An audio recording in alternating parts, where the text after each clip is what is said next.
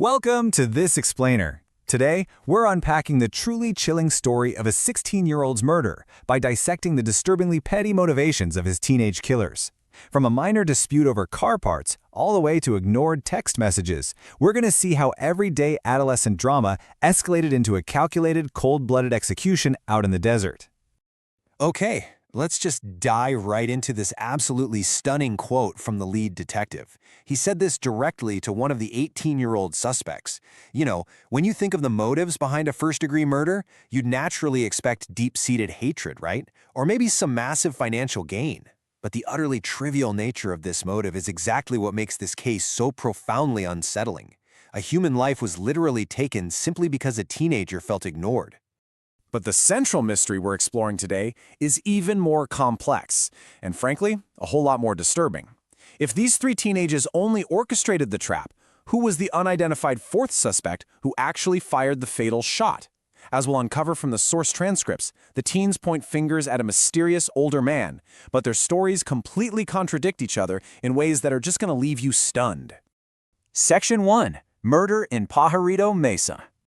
On May 19, 2024, 16-year-old Jesus Quintana Cota was found murdered by a single bullet out in the remote Pajarito Mesa desert. Now, the absolute crucial takeaway here is the geography.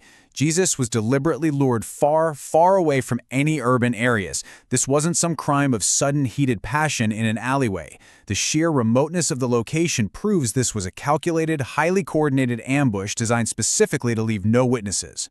Section 2. Mariana's unbelievable motive. Based on the digital communication and interrogation records we have, the plot itself was chillingly simple. Step 1. Mariana uses flirtatious texts to lure Jesus in with the promise of a date. She offers him a ride, but in doing so, Step 2, she picks up a mysterious fourth suspect. Then they take that long drive to the desert, driving them all directly into Step 4, the desolate trap where the other teens were just waiting. So get this. During her interrogation, Mariana's only stated reason for participating in this devastating crime was simply that the victim wouldn't talk to her. An 18-year-old girl actually helped orchestrate the end of a 16-year-old boy's life entirely over a lack of attention. It is a terrifying glimpse into a complete absence of empathy, showing us the extreme and fatal consequences of a bruised ego. Section 3. Daniel's revenge plot. Now let's contrast Mariana's petty drama with Daniel's escalating vendetta. According to Daniel's incredibly stoic police interview, it all started on April 1st, over a $400 down payment for some car subwoofers. Jesus paid Daniel, but Daniel never did the work. Fast forward to mid-April, Jesus' truck gets stolen, and Jesus immediately blames Daniel. This boils over into an intense confrontation in late April, where Daniel claims Jesus brandished a gun and threatened to shoot Daniel's friend, 17-year-old Dominic Marquez. Moments after that argument, a drive-by shooting occurs. And this is where it hits the boiling point. Daniel claimed that Jesus shot up his car during that drive-by, causing $3,000 in damage to his headlight, his windshield, dash, and doors. For Daniel, this financial hit, combined with the sheer disrespect, was the ultimate catalyst. He admitted to police he needed money and was absolutely furious about his damaged property. I mean, just think about that for a second.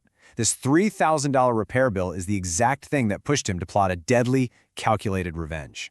Section 4. The missing fourth suspect. Okay, so the young suspects openly admitted to roughing up the victim. 17-year-old Dominic Marquez even admitted to holding a pistol during the confrontation. Yet, despite essentially acting as the architects of this entire kidnapping and ambush, all of the teenagers fiercely insist that a mystery man, this fourth suspect, was the one holding the AR-15. They swear he is the one who actually pulled the trigger. Section 5.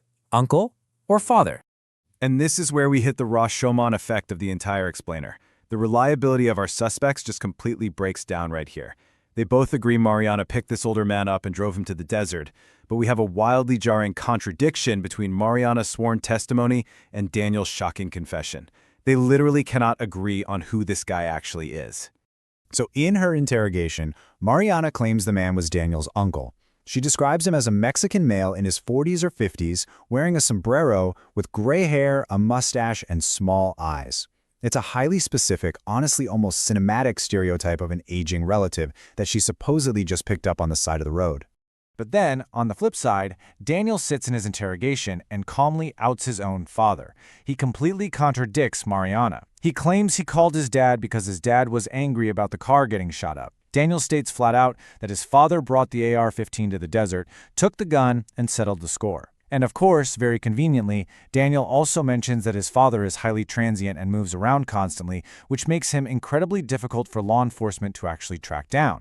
This glaring discrepancy forces us to really step back and ask, is Daniel just pushing the blame for the actual murder onto a transient dad he knows the police can't easily locate? Or was Mariana fed this elaborate lie about a sombrero-wearing uncle to protect the true killer's identity? Imagine being on the jury trying to parse this out. Either way, somebody is lying, and it severely complicates the pursuit of actual justice for Jesus. Section 6. Sentences and Aftermath. Take a look at the devastating reality of their choices. 17-year-old Dominic threw his life away for this misplaced loyalty to his friend, pleading guilty to first-degree murder and getting 22 years.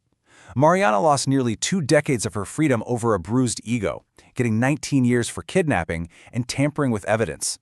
And Daniel, the supposed mastermind seeking $3,000 in revenge, he pled no contest, and his final fate is still pending.